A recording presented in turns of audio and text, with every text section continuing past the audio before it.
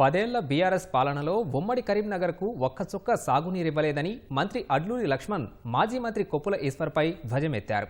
Kannepalli pump house వద్ద కొప్పుల ఈశ్వర్ నిరసన చేస్తూ రైతులకు సాగునీరు ఇవ్వాలి, లేదంటే ప్రాజెక్టు గేట్లు బద్దలు కొడతామంటూ మాట్లాడడం వింతగా ఉందన్నారు.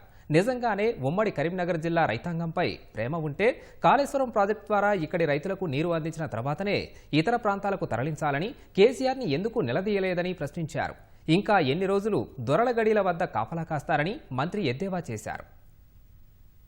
ఇలా కన్నెపల్లి కాడ ఈ జిల్లాకు సంబంధించిన మాజీ ఎంపీ వినోద్ కుమార్ గాని, మాజీ మంత్రి గాని, మాజీ శాసనసభ్యులందరూ పోయి మేము తెలంగాణ రైతులకు కన్నెపల్లి పంప నుంచి నీళ్లు వదలాలి, నీళ్లు వదిలిన రైతులంతా కూడా ఆదుకోవాలి, లేకపోతే మేము వారం రోజులు టైం ఇస్తున్నాం, వారం రోజుల లోపల బద్దలు కొట్టి నీళ్లు ఇస్తామని చెప్పి మాట్లాడు. మీరు ప్రభుత్వంలో ఉన్నారు కదా, మన కరీంనగర్ జిల్లాకు సంబంధించిన కాళేశ్వరం నీళ్లు ధర్మారం కాడ మేడారంలో రిజర్వాయర్ ఏర్పాటు చేసుకుని రిజర్వాయర్ ద్వారా చొప్పదండి నుంచి కరీంనగర్ కు, సిద్దిపేటకు, సిరిసిల్లకు, దొరగారి ప్రాంతానికి నీళ్లు పోతుంటే ఉమ్మడి కరీంనగర్ జిల్లాకు నీళ్లకు మా వాటా తెలిసినాకనే పైకి వాటా పోవాలని చెప్పి ఎందుకు మాట్లాడలేదని చెప్పి అడుగుతున్నాం. గడిల దగ్గర ఎన్ని రోజులు మీరు బదిలీ చేస్తారు?